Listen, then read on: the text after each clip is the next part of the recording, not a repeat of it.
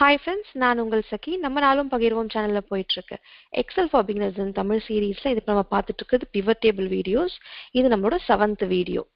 இப்போ நம்ம இங்க ஒரு சாம்பிள் டேட்டா எடுத்திருக்கோம். இந்த டேட்டா செட்ல இருந்து நம்ம என்ன கத்துக்க போறோம்னு சொன்னா கால்குலேட்டட் ஃபீல்டுக்கும் கால்குலேட்டட் ஐட்டமுக்குமான டிஃபரன்ஸ் என்ன, எங்க எங்க எதை யூஸ் பண்ணலாம் அப்படின்னு சொல்றதுதான்.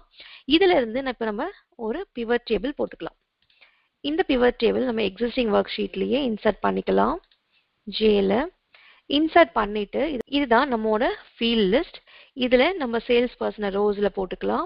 அடுத்தது யூனிட் சோல்டையும் யூனிட்ஸ் பிரைஸையும் நம்மளோட வேல்யூ செக்ஷன்ல போட்டுக்கலாம். க்ளோஸ் பண்ணிடலாம். இப்ப நமக்கு இதுலயே என்னன்னு தெரியும் அப்படின்னு சொன்னா இதுல டோட்டல் சேல்ஸ் எவ்வளவு ஆயிருக்கு அப்படின்னு பாக்குறதுக்கு நம்ம யூஸ் பண்ண போற ஃபார்முலா ஈக்குவல் டு இது ரெண்டுத்தையும் நம்ம மல்டிப்ளை பண்ணணும். அதனால K2 into L2 அப்படின்றத போட்டுட்டு கண்ட்ரோல் டி கொடுத்து பாருங்க. இங்க என்ன வருதோ அதுதான் டோட்டல் சேல்ஸ். ஓகேங்களா? இப்படி நம்ம ஒவ்வொன்றுத்தையும் மேனுவலா போட முடியாது இல்லைங்களா? இது நம்மோட ஃபீல்டான சேல்ஸ் பர்சன். ஸோ இதுல நம்ம ஒரு கால்குலேட்டட் ஃபீல்டு இது மாதிரி ஒரு ஃபீல்டையும் எடுத்துட்டு வர போறோம். ஸோ யூனிட் சோல்டு அப்படின்றது இப்ப பாத்தீங்கன்னா நம்மோட லிஸ்ட்ல இங்க என்ன இருக்கு, யூனிட் சோல்டு, யூனிட் பிரைஸ் அது மாதிரி இருக்கு இல்லைங்களா? இதுக்கு கீழே டோட்டல் சேல்ஸ் இன்னொரு ஃபீல்ட கொண்டு வர போறோம். அது கால்குலேட்டட் ஃபீல்ட், நம்ம ஒரு ஃபார்முலா யூஸ் பண்ணி கொண்டு வர ஃபீல்டு. ஸோ இந்த லிஸ்ட்ல ஆட் பண்ண போறதுன்றது தான் நம்மளோட கால்குலேட்டட் ஃபீல்ட். எப்படி நம்ம பிவட் டேபிள் ஆட்டோமேட்டிக்கா எடுத்துட்டு வரலாம் அப்படின்னு சொன்னா பிவட் டேபிள் அனலைஸ் எடுத்துட்டு கால்குலேஷன்ஸ் போயிட்டு ஃபீல்ட் ஐட்டம்ஸ் அண்ட் செட்ஸ்ல கால்குலேட்டட் ஃபீல்டு இருக்கு பாருங்க. இதை கொடுத்துட்டு இப்ப நமக்கு தேவை டோட்டல் சேல்ஸ் கொடுத்துட்டு ஃபார்முலால நமக்கு தெரியும் யூனிட் சோல்ட் ஒன்னு டபுள் கிளிக் பண்ணிக்கலாம். அப்படி இல்லைன்னு சொன்னா இப்படி செலக்ட் பண்ணி இன்சர்ட் ஃபீல்டு கொடுத்துக்கலாம். Unit sold multiply by unit price தான் நம்மோட டோட்டல் சேல்ஸ். ஆட் கொடுத்து பாருங்க. இங்க நம்மளோட ஃபீல்ட் லிஸ்ட்ல ஆட் ஆயிடும். இதுதான் நம்மளோட கால்குலேட்டர் ஃபீல்ட். இந்த ஃபீல்ட் லிஸ்ட்ல ஆட் ஆயிருக்கு பாருங்க. ஓகே கொடுத்துட்டீங்கன்னா நம்மளோட பிவட் டேபிள் இங்க ஆட் ஆயிடுச்சு. ஸோ எப்படி யூனிட் சோல்டு இருந்தோ யூனிட் பிரைஸும் அதே மாதிரி டோட்டல் சேல்ஸும் வந்துருச்சு. இதை நான் இதை யூனிட் சோல்டு மட்டும் வேணும் அப்படின்னு சொன்னா எப்பயுமே யூனிட் சோல்டு அப்படின்னு கொடுத்தீங்கன்னா அதே பேரை பிவட் டேபிள் எடுத்துக்காது. அதனால ஒன்று முன்னாடியோ இல்லை பின்னாடியோ ஒரு ஸ்பேஸ் கொடுத்துட்டீங்கன்னு சொன்னா அது நமக்கு எடுத்துக்கும். ஓகேங்களா? அதே மாதிரி டோட்டல் சேல்ஸ்க்கும் எடுத்துக்கலாம். இப்படிதான் நம்ம ஒரு கால்குலேட்டட் ஃபீல்டு கிரியேட் பண்ணலாம். இங்க பாருங்க இது ரெண்டும் மேட்ச் ஆயிடுச்சு. இது நம்ம மேனுவலா போட்டது, இது நம்ம ஆட்டோமேட்டிக்கா ஒரு கால்குலேட்டட் ஃபீல்டு வச்சு போட்டது. சரிங்களா? இதுதான் கால்குலேட்டட் ஃபீல்டு. அடுத்தது நம்மளோட கால்குலேட்டட் ஐட்டம்னா என்னன்னு புரிஞ்சுக்கலாம். கால்குலேட்டட் ஐட்டம் அப்படின்றத நம்ம எப்படி பண்ணலாம்னா இதை நம்ம டெலீட் பண்ணிக்கலாம்.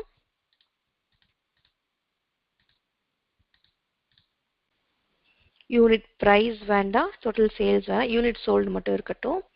க்ளோஸ் பண்ணிடலாம். பண்ணிட்டு அதே மாதிரி கால்குலேஷன் போயிட்டு ஃபீல்டு போயிட்டு இங்க பாருங்க கால்குலேட் ஐட்டம் டிசேபிள்ட் ஆயிருக்கு. ஏன்னு சொன்னா நம்ம இந்த இடத்துல கிளிக் பண்ணிருக்கோம். அதுவே இன்னொரு ஐட்டம், இதுதான் ஃபீல்டு, இதுதான் ஐட்டம், இன்னொரு ஐட்டம்ஸ்லாம் இருக்கக்கூடிய இடத்துல போயிட்டு நீங்க கிளிக் பண்ணி பாத்தீங்கன்னா இந்த கால்குலேட் ஐட்டம் அப்படின்றது வந்துடும். இதை செலக்ட் பண்ணிக்கலாம். இப்ப நம்ம இங்க சேல்ஸ் பர்சன் மட்டும்தான் ஆட் பண்ணியிருக்கோம். அதனால இதுக்கு மட்டும்தான் இது ஃபீல்ட் லிஸ்ட். அந்த ஃபீல்ட் லிஸ்ட்ல இருக்கக்கூடிய ஐட்டம்ஸ் இது. ஸோ சேல்ஸ் பர்சன் அப்படின்ற ஃபீல்டுக்குள்ள 4 ஐட்டம்ஸ் இருக்குன்னு காமிக்குது. அதுவே ரீஜன்ல இல்ல பாருங்க.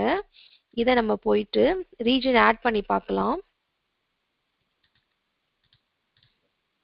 ரீஜன் எடுத்துட்டு சேல்ஸ் பர்சன் மேல போட்டுட்டு இதை க்ளோஸ் பண்ணிட்டு இப்ப போயிட்டு நம்ம ஈஸியா தெரிஞ்சுக்கிறது சப்டோட்டல் ஆஃப் பண்ணிடலாம்.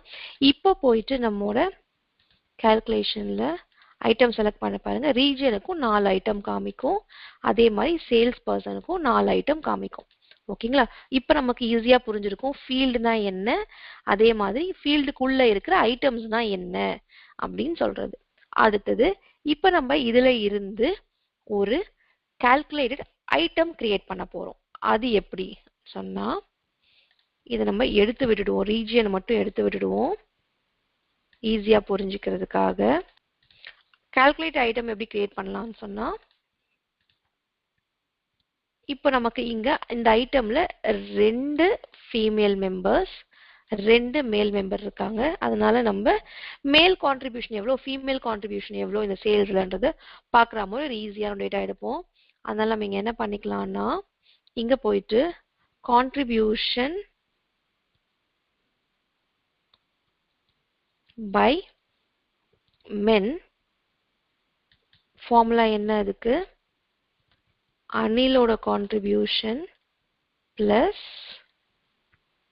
ரமேஷோட கான்ட்ரிபியூஷன் divided by 4 பேரோட கான்ட்ரிபியூஷனும். So Anil plus Kavitha plus Priya plus Ramesh. Close பண்ணிக்கலாம். ஆட் கொடுத்துட்டு நீங்க இங்க பாருங்க ஃபீல்ட்ல வராது, ஓகே கொடுத்து பாருங்க, நமக்கு இங்க கான்ட்ரிபியூஷன் பை மென்னு வந்துருச்சு. இதை நீங்க வேலிடேட் பண்றதுக்கு என்ன பண்ணிக்கலாம்னா, இப்போ அனிலுக்குமானதும் பிளஸ் ரமேஷ்குமானதையும் ஆட் பண்ணிட்டு டிவைடட் பை உங்களுக்கு சம் ஆஃப் இது எல்லாத்தையுமே எடுத்துக்கலாம். க்ளோஸ் பண்ணிக்கோங்க. இதுதான் மேலோடது. அதுவே ஃபீமேலோடது பார்த்தீங்கன்னா ஈக்குவல் டு கவிதாவோடது பிளஸ் பிரியாவோடது டிவைட் பை சம். ஓகேங்களா?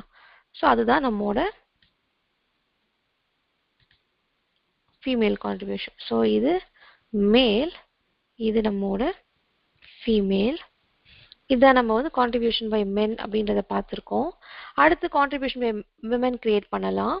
பிவட் டேபிள் அனலைஸ் போயிட்டு நம்மோட கால்குலேஷன்ஸில் ஐட்டம், அடுத்தது இங்கே பாருங்க ஐட்டம்ஸ் கீழே contribution by men already add ஆயிருக்கு. இப்போ நம்ம கிரியேட் பண்ண போகிறது கான்ட்ரிபியூஷன் பை விமன். ஃபார்முலா என்ன, Priya plus Kavita divided by Anil plus Kavita plus Priya plus Ramesh.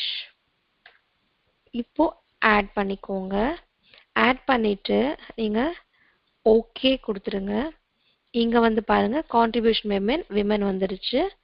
இப்போ நீங்க இதை நம்ம யூஸ்வலா ஃபார்மேட் பண்ணுவோம் இல்லைங்களா, ஃபீல்ட் லிஸ்ட்ல போயிட்டு இங்க ரைட் கிளிக் பண்ணி ஃபார்மேட் பண்ணுவோம் இல்லைங்களா வேல்யூ ஃபீல்ட் செட்டிங்ஸ்ல, அது மாதிரி பண்ண முடியாது. அதை நம்ம இங்க செப்பரேட்டா தான் இது மாதிரி ஃபார்மேட் பண்ணணும். ஸோ தனியா தெரியறதுக்கு நம்ம போல்ட் பண்ணிப்போம். சரிங்களா?